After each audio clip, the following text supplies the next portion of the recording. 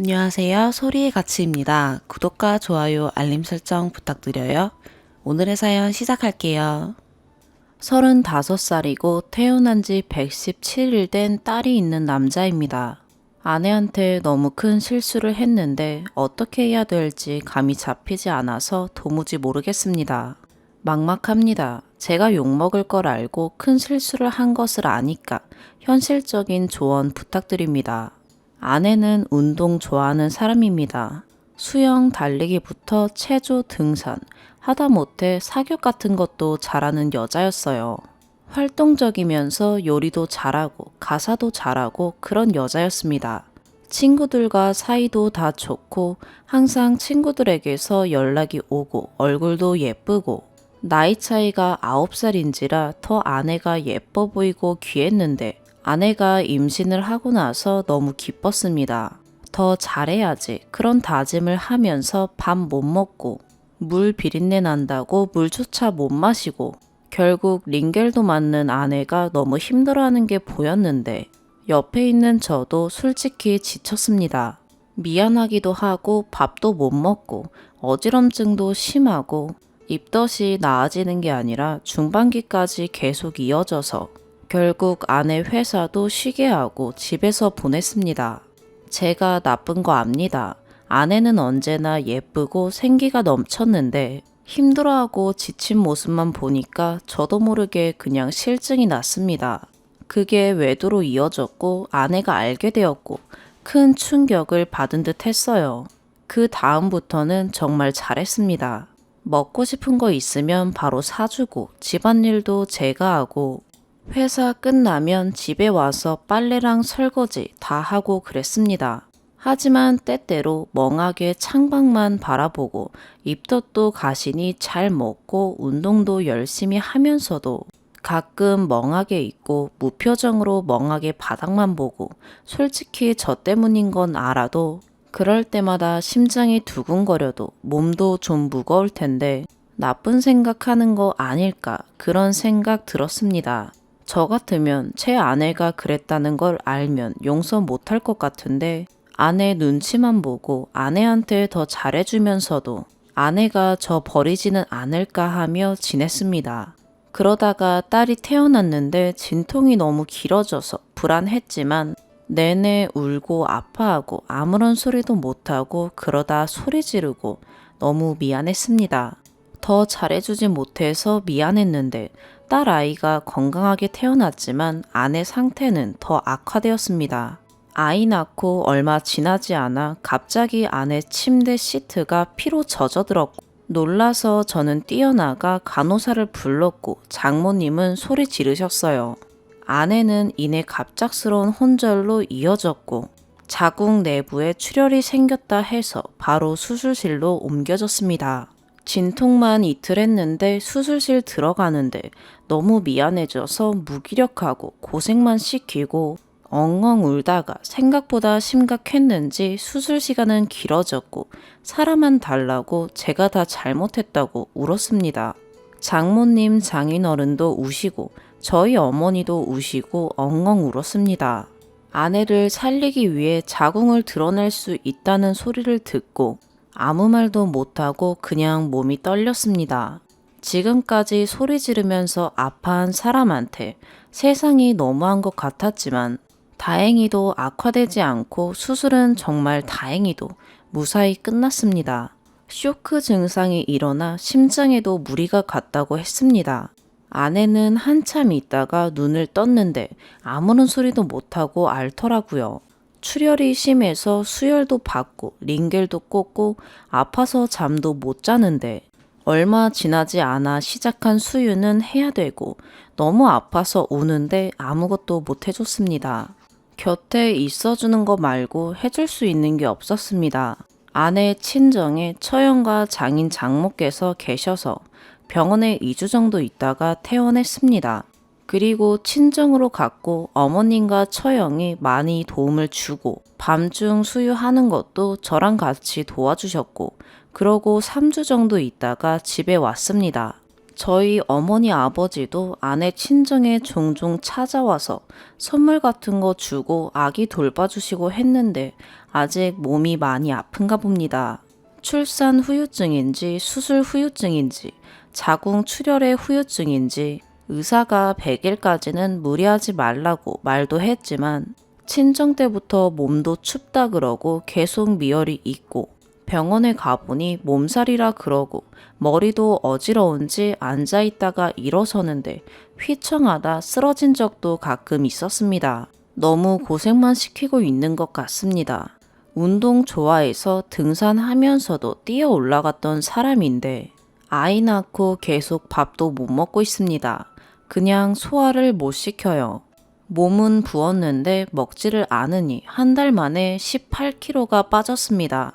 아이 생기고 나서 찐 것보다 더 빠졌어요. 말라가고 앙상해지고 손도 거칠어져서 잡다가 너무 미안해져서 목이 메었습니다.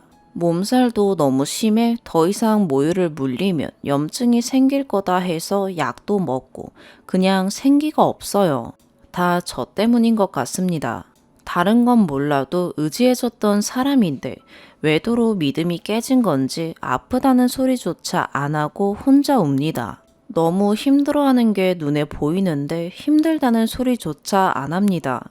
회사 다녀와서 애기 돌봐줘도 손에 무리가 가서 손목 보호대를 해도 아픈 건지 병원에 가보니 손목에도 염증이 생겼다 그럽니다.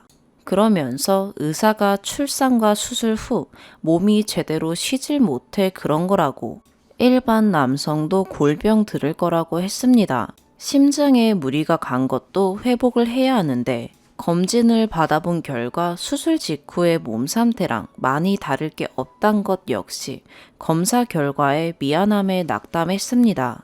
이러다 아내가 떠날 것만 같아서 급하게 산후도우미를 불렀습니다. 아내 친정에서는 조금 늦었지만 산후조리원이라도 가라며 몸 상태가 몸 상태인지라 병원에 있어도 회복을 할 수 있을지 모르겠고 안정을 취하는 게 우선이라는 말에 돈을 모아 보태주셨습니다. 일단 산후도우미를 불렀다는 말에 장모님께서도 오시고 계속 같이 아내랑 있어 주셨어요. 그제야 쉬려는지 힘없이 고개가 옆으로 떨구어지는데 저도 모르게 눈물이 나왔습니다. 제가 너무 잘못해서 아내가 벌을 받는 것 같았어요.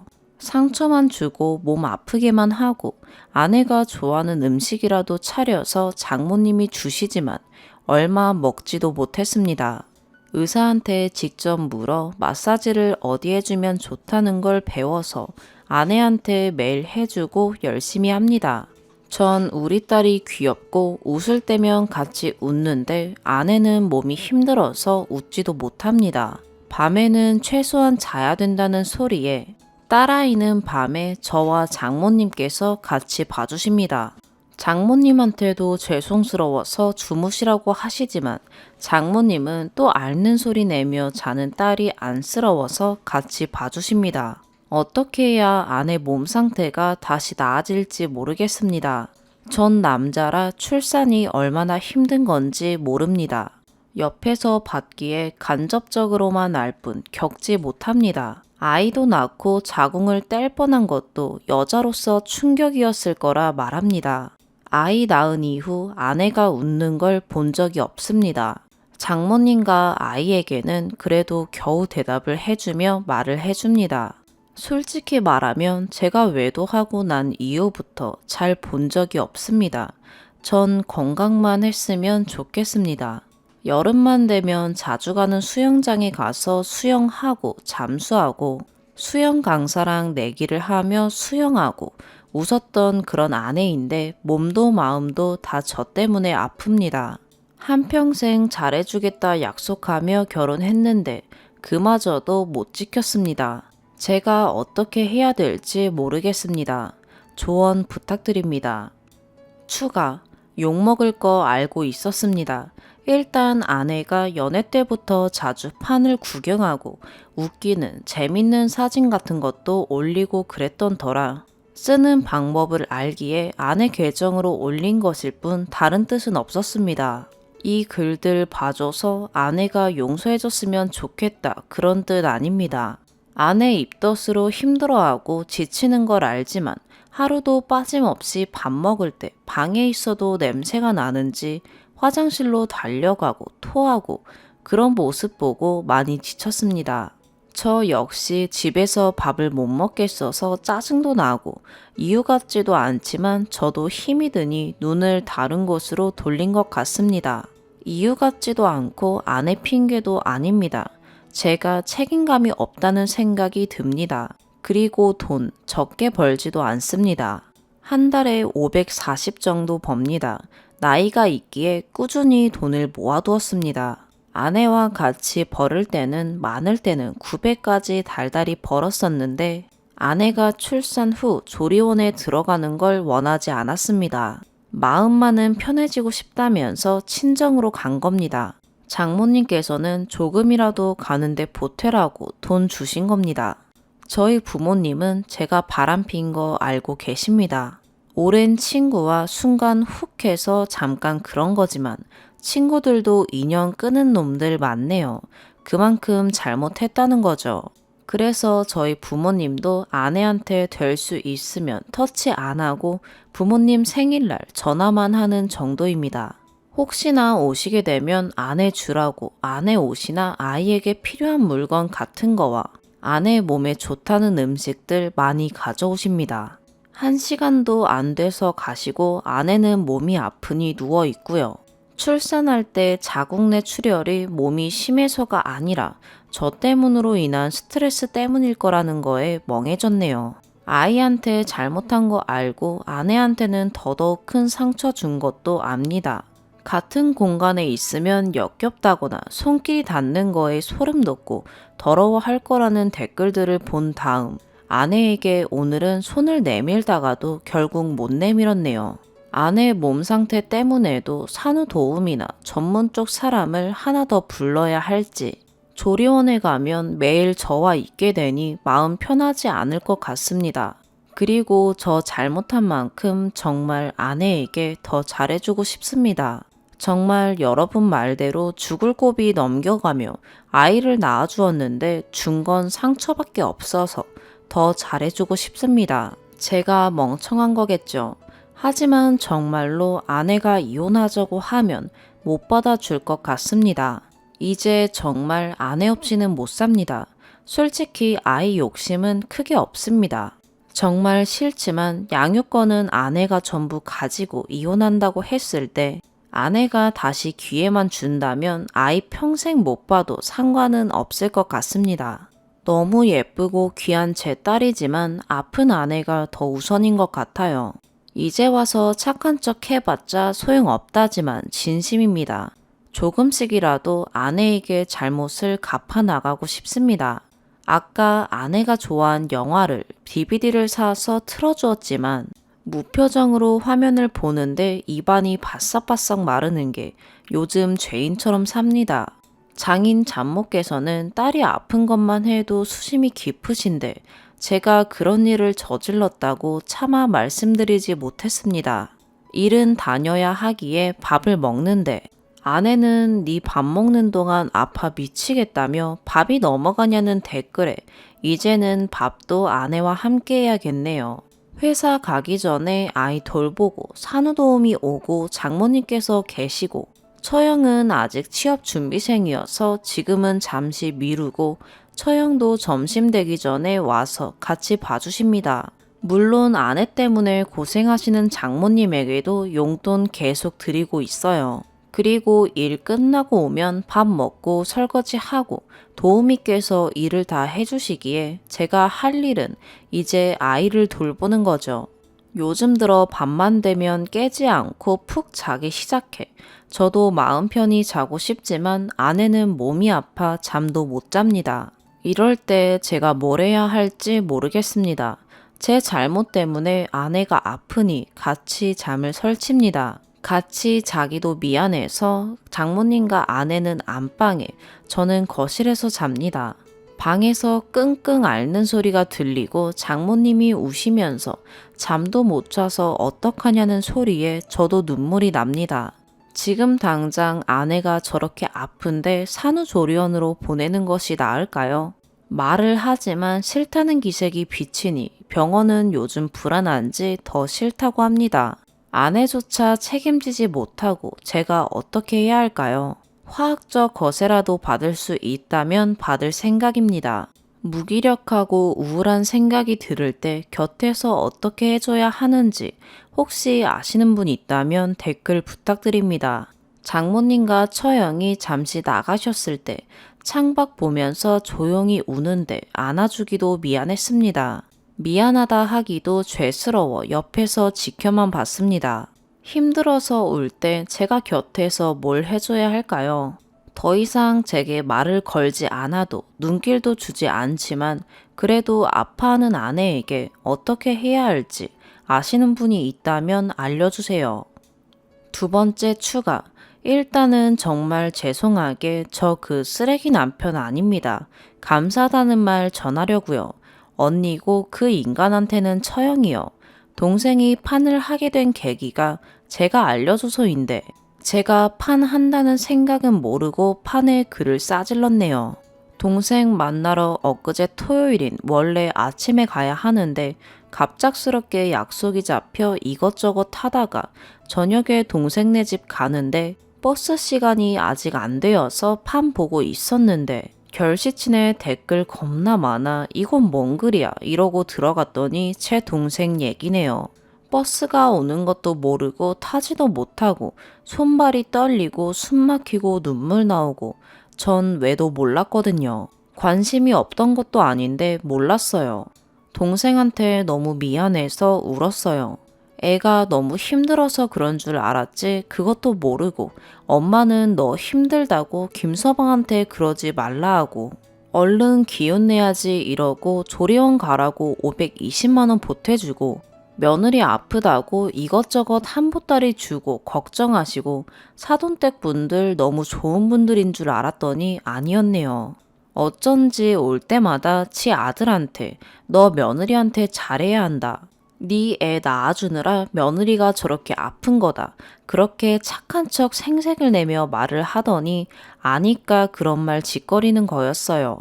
아무리 생각해봐도 26에 보란듯이 잘난 기업 들어가 돈 벌기 시작한 동생이 9살 많은 남자랑 결혼해서 그래도 행복하게 사나 했는데 애 낳고 요즘 멍하고 불쌍해 보이고 언니인데 해준 게 없어서 너무 미안해서 아직 동생네 집 못 갔어요. 진짜 집 와서 눈물만 쏟아지고 너무 미안해가지고 얼굴 퉁퉁 부었는데 일단 지금은 냉정하게 차분히 정리하려고요. 손발 떨리는데 냉정해야 한다는 생각에 찬물 틀어놓고 손 집어넣고 합니다. 저도 지금 제가 제정신이 아닌 것 같아요. 지금은 동생네 집에 와 있고 동생한테 알려달라 해서 이 판 제가 들어온 거고요. 제부는 아직 제가 이 글 올린 거 몰라요. 어제 주말이라 엄마한테 제부 뭐해? 물어보니 핸드폰 뒤적거리는 것 같다고 네 제부도 생기가 없어서 어떡하냐 하는 소리에 엄마 일단 그런 소리 하지 말라고 말해놓았습니다. 진짜 판에 절을 하게 될 줄이야. 판 아니었으면 이런 것도 모르고 제부 고생한다며 좋아하는 과일 사다 주려고도 하지 않았겠죠. 지금 입에서 욕만 술술 나오고 너무 화가 나 머리가 돌아버릴 것 같아요. 내일 제부란 사람 회사 가면 엄마한테 말한 다음 제부 집에 못 들어오게 한다던가 사돈댁 찾아가서 싸대기를 한 대 날리던가 해야겠어요. 지금 가서 화를 내봤자 아픈 동생만 더 아플 것 같아서 동생 모르게 뭘 좀 어떻게 하고 싶어요. 그리고 동생 상태 생각보다 심각해요. 조리원 가기 싫다고 걔 입으로 말한 것도 아닐걸요. 제부가 여보 조리원 비싸잖아. 차라리 어머님이 있고 아버님이 있고 처형 있는 친정으로 가는 게 당신한테 좋을 거야. 이러면서 동생 아프니 아무 말도 못하고 지가 멋대로 내린 결정이라고 알고 있어요. 수술 후에 심장이 너무 아파 통증 때문에 말도 못했던 동생이에요. 더 충격을 주면 안 될 것 같고 친구랑 아는 사람 지금 집에 다 모이기로 해서 그놈 어떻게 족칠지 의논할 겁니다. 이런 상황일 때 어떻게 해야 하는지 구체적으로 아는 게 없으니까요. 카톡 캡처 올리려는데 자꾸 노트북이 이상한 건지 안 되네요. 제부도 힘들겠네요. 라고 보냈더니 네, 많이 힘든데 어쩔 수 없죠. 라고 말하네요. 두 번째 사연입니다. 안녕하세요. 30대 중반이 된 평범한 남자, 남편입니다. 읽고 조언 한마디 해주신다면 감사히 듣겠습니다. 저희 집은 이혼 가정입니다. 어려서부터는 아니었고 20살 성인이 되고 나서 두 분이 갈라서시게 되었습니다. 그때 대학 다닌다고 타지에 나가 있던 터라 정확한 원인이 무엇인지 제가 스스로 인지하지 못하고 아버지가 아닌 어머니의 말씀을 토대로 짐작만 하고 있었어요. 이혼하실 즈음 아버지가 끊으셨던 술을 다시 드시고 난장을 만들기 일쑤였기에 저 또한 잘못이 어디에 있는지 구분하기보단 술 드시던 아버지가 더 미웠습니다. 비록 성인이었지만 어머니가 나가신 집에 술 드시는 아버지와 살아가는 게 너무나도 힘들었습니다. 그러면서 대학을 중도에 포기하고 바로 먹고 살기 위해 일을 시작했습니다. 소위 말하는 노가다죠. 여름에 덥고 겨울에 추워 고생하는. 잘 먹지 못해 안 그래도 마른 몸이 더 살이 쪽쪽 빠졌고 그렇게 살기 위해 살아왔습니다. 남자인 저는 아빠와 둘이, 여동생은 어머니와 살게 되었고 명절날에만 가끔씩 어머니만 나오셔서 절 보곤 했습니다. 그 당시에 명절날 잠깐 얼굴 보고 헤어지는 게 얼마나 힘들었던지 그 정도로만 왕래하다가 어머니가 같이 계신 분이 있다 하여 봤는데 놀랍게도 아버지가 의심하신 분과 함께 계신 거였습니다. 당시에는 뭔가 혼란스럽기도 했지만 같이 사신다기보다는 도와주신다는 식으로 돌려 말씀하셔서 그런 건가 하고 넘어갔죠. 그리고 어머니의 빈자리가 컸던지라 따지고 자시고 할 거 없이 받아들이지도 밀어내지도 않은 상태에서 시간이 흘러갔습니다. 그걸 어머니는 인정해 준 거라 받아들이셨나 봅니다. 그 당시에 그래, 어머니가 잘 계신다면 그걸로 만족하자 라고 생각했던 겁니다. 그렇게 시간은 흐르고 노가다 하는 저라도 좋아해주는 여자를 만났습니다. 정말 작은 거에도 행복함을 느낄 줄 알고 밖에서 노는 것보다 도서관에서 데이트를 즐기는 저한텐 과분한 여자를 만나 결혼을 하게 되었습니다. 당연히 집에선 도와줄 형편이 안 되니 둘이서 가지고 있는 돈으로 이 계산 저 계산 해가며 결혼 준비를 하고 있었을 때 어머니가 이사하게 되었다고 도배며 장판이며 커튼이며 해야 한다고 돈을 빌려달라고 하시더군요. 집 얻을 형편도 안 되어 아내 회사 사택에 신혼집을 꾸미는 아들한테요. 결혼식 전에 주신다길래 빌려드렸고 결혼식 전에 좀 달라니 기억조차 못 하시더군요. 뭐 이런 건 그러려니 하고 넘어갔습니다.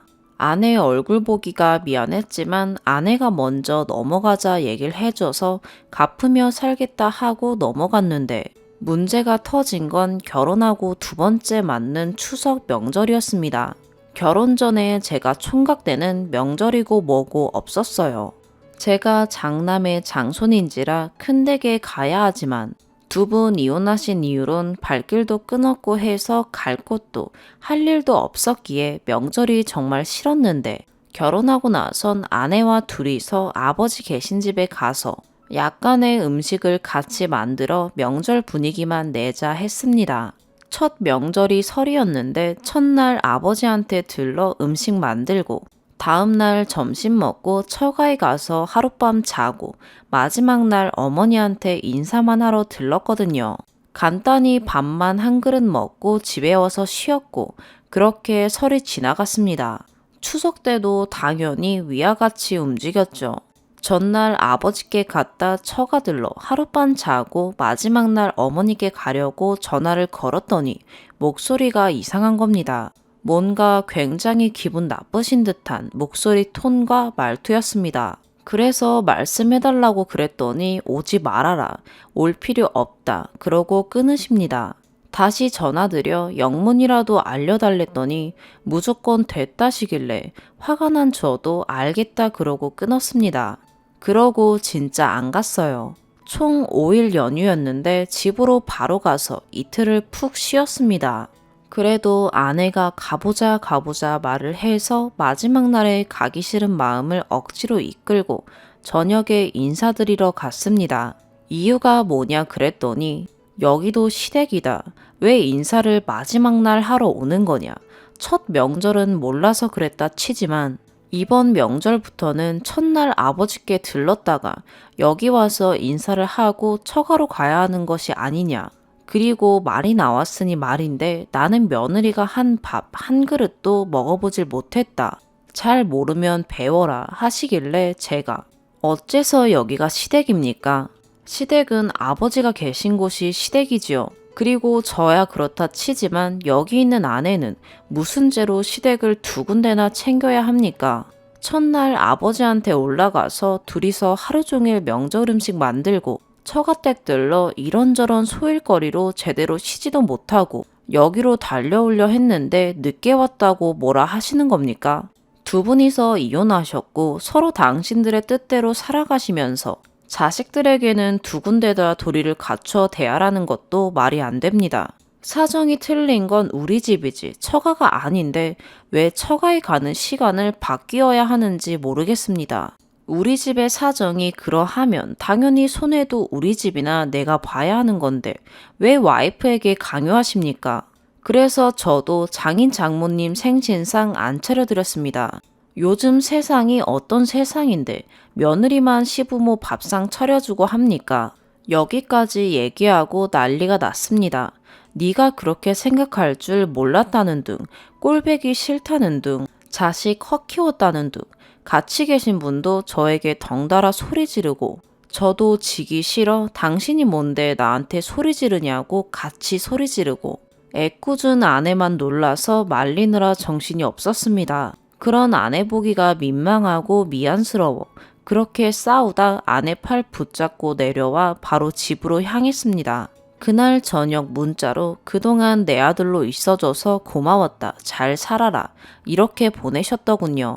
솔직히 제가 모르는 분이랑 같이 지내시는 것도 아니고 아는 얼굴에 아버지가 의심하신 분과 같이 계시면서 왜 저렇게 당당하게 요구하시는지 모르겠습니다.